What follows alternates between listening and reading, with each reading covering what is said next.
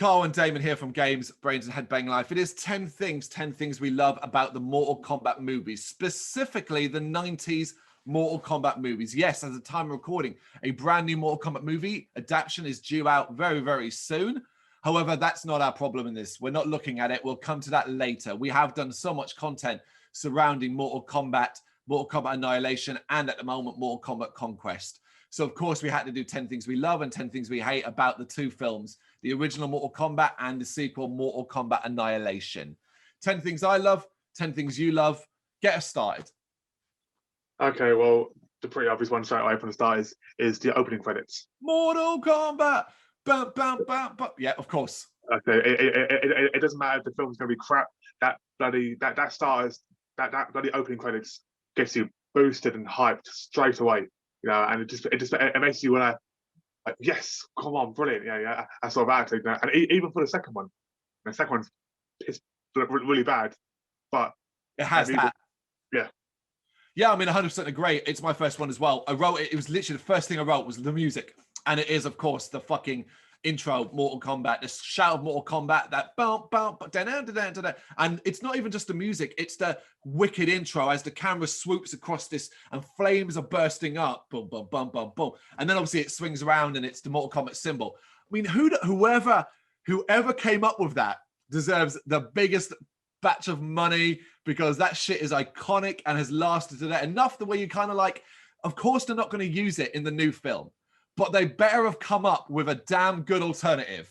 They better have, because we're all going to be like, and if they're brave enough, imagine if they're brave enough to use it. Imagine they're like, you know what? Everybody loves that. Let's fucking use it. If they, like I said, if they want that to be successful, imagine that opening up. Yeah. Or simple. That's their trailer. Yeah. Every fan's gonna go, you know what, I'm watching this. Yeah.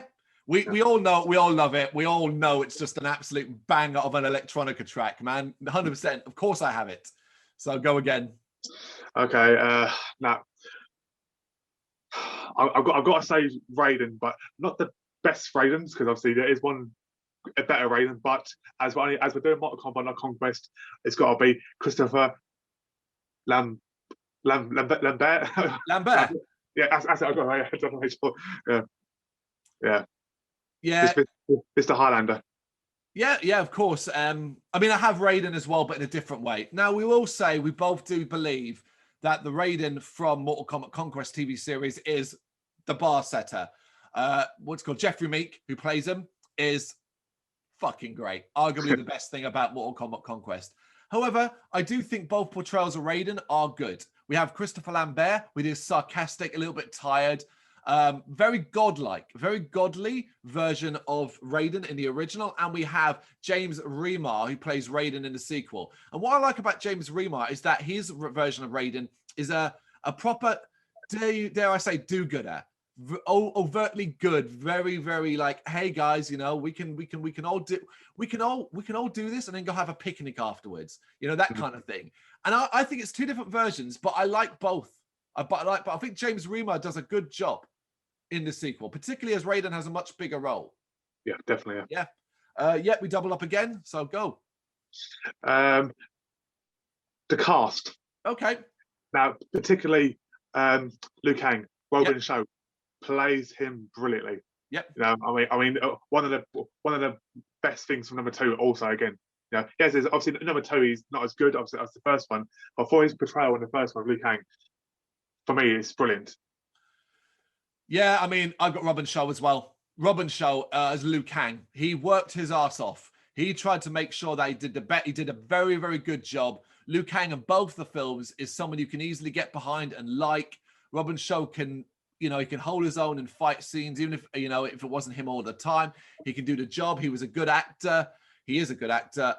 Robin Show is what a lot of it we remember. He was he was great at what he did. I rate him enough so that when last year I watched a Street Fighter adaptation called Street Fighter: The Legend of Chun-Li, which is a movie adaptation about Chun-Li, and Robin Show's name came up in the credits, and I went, "Oh, Robin Show is in this." That's a great stuff. Like that shows the quality of the man. Where I was like, "Oh, sweet! If Robin Show's in it, at least I know there's someone I'm gonna like." You know? Yeah, I have it as well. Um, as much as I could easily do 10 things about the first movie, I'm going to throw in one from the second one, as Cool. hard as it is. Yeah. I'm going to go the scenes with Nightwolf. You know, probably one of the. I mean, the guy who plays, I can't think of his name, but Lightfoot. he plays Nightwolf very well. Amazingly, I only have one from Armageddon 2, and it is the exact same one. Now, not so much the acting, because I can't get over the part where he's like, hey, that's my animality. And it's like, fucking, that was terrible. But I do praise Nightwolf, who was played by Lightfoot.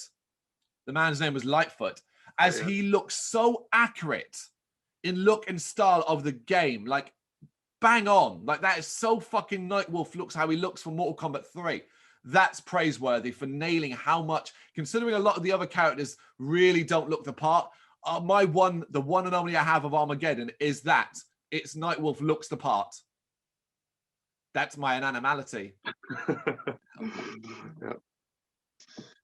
Double up again, so you're probably gonna have to one too.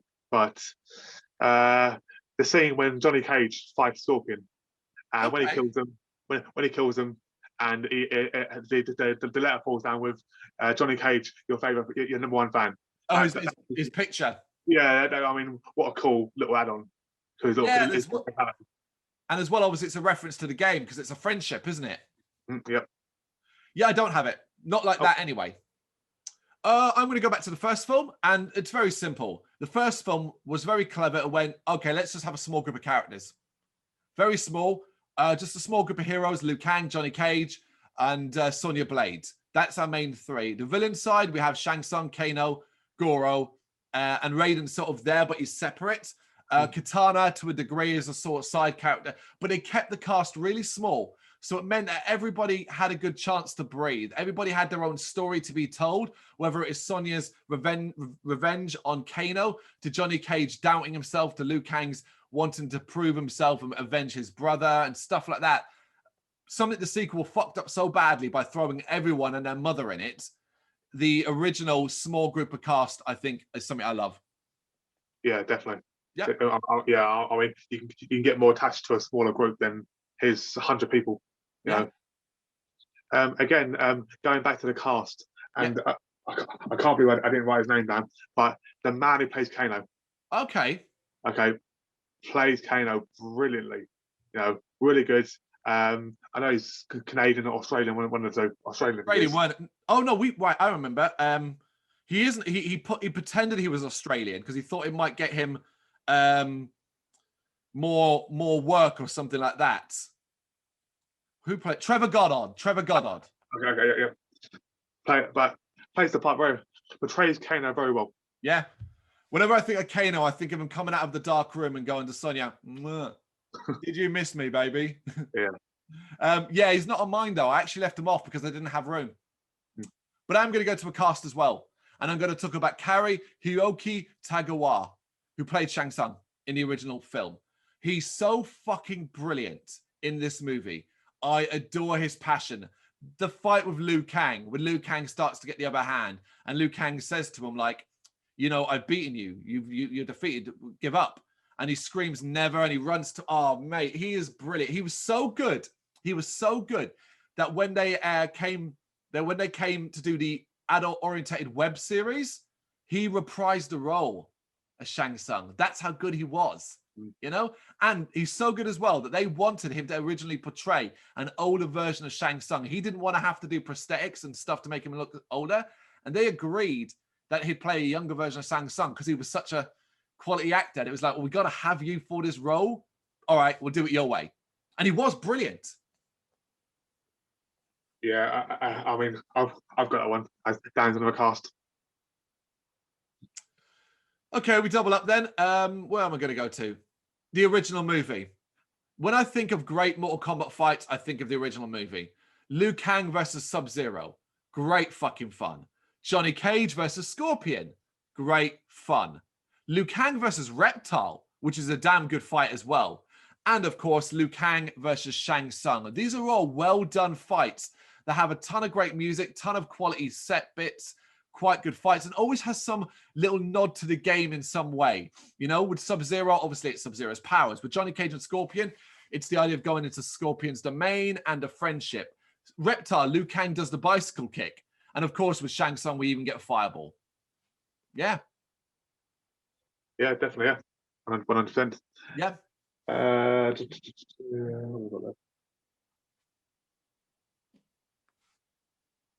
Okay. Yeah. So going back to Raiden again. Now the bit where they are, it's the scene where they walk in and Kano with the big dining table, and they're eating their food, and they fight for all the enemies, and then Raiden appears. Yep. And this is how I don't think so, and his finger lights up with the power.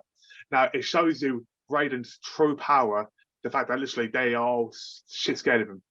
Now he doesn't have to do anything, doesn't have to fight anyone. It's literally I don't think so.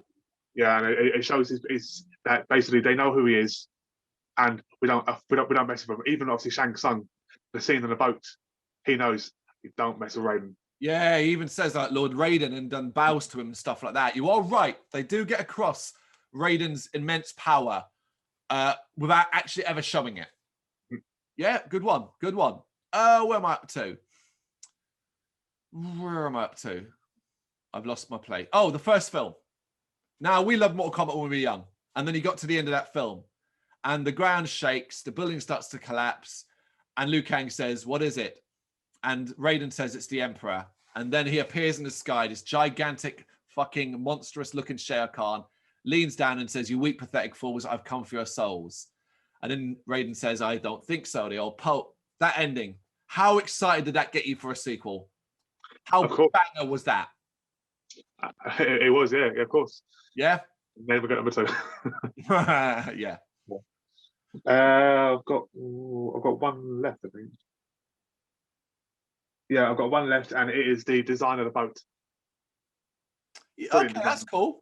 Yeah, I mean, scary. You know, surprised anyone even got on a boat. I mean, surprised it didn't sink. In fact, it got so many holes in it. But yeah, no, just I mean, the design of the boat and the buildings and the location was suited the film perfectly. Yeah. Cool. You've only got one left. I've got 2, so you might have one. You definitely got one.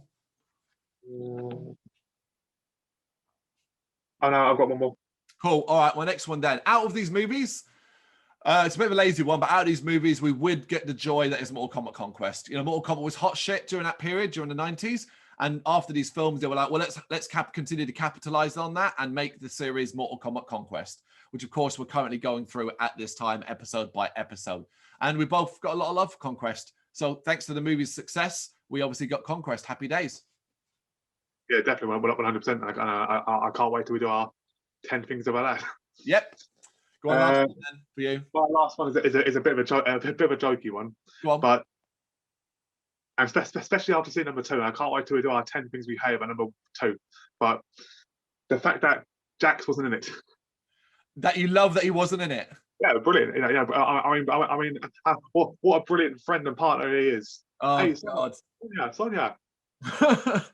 But yeah, I mean, Jax was, in my opinion, he was a pointless character. Yeah, you're not a fan of him as a character in the games either, are you? No. Last but not least, then for me, adapting fighting games is very, very tough. It really is. A fighting game into a movie, it's something that really shouldn't work. And here's the thing. This is the craziest thing. When we talk about Mortal Kombat, the original Mortal Kombat movie, we don't go, it's all right. We go, no, that's a good film. That's the thing. It's not just an all right adaptation. It's a fucking good adaptation. And like, that's the thing. Like, oh, wow, you didn't just manage to adapt a fighting game into a decent movie. You adapted a fighting game into a good film. Oh, congratulations, everyone, you know? Definitely. There you go. There's the 10 things we love about the 90s Mortal Kombat movies. Of course, we will have 10 things we hate. So make sure you check that out and let us know your thoughts in the comments. Thank you very much for watching. You can check us out on gbhbl.com as well as on Facebook, Instagram, Twitter and Tumblr. Go to Patreon to help us out over there. That's patreon.com/gbhbl as well as Big Cartel, where you can find some of our merchandise. We have a podcast running on SoundCloud and Apple Podcasts. And of course, if you like this video, do us a favor, hit the subscribe button and help the channel grow. Games, horror, and heavy metal. What else is life for?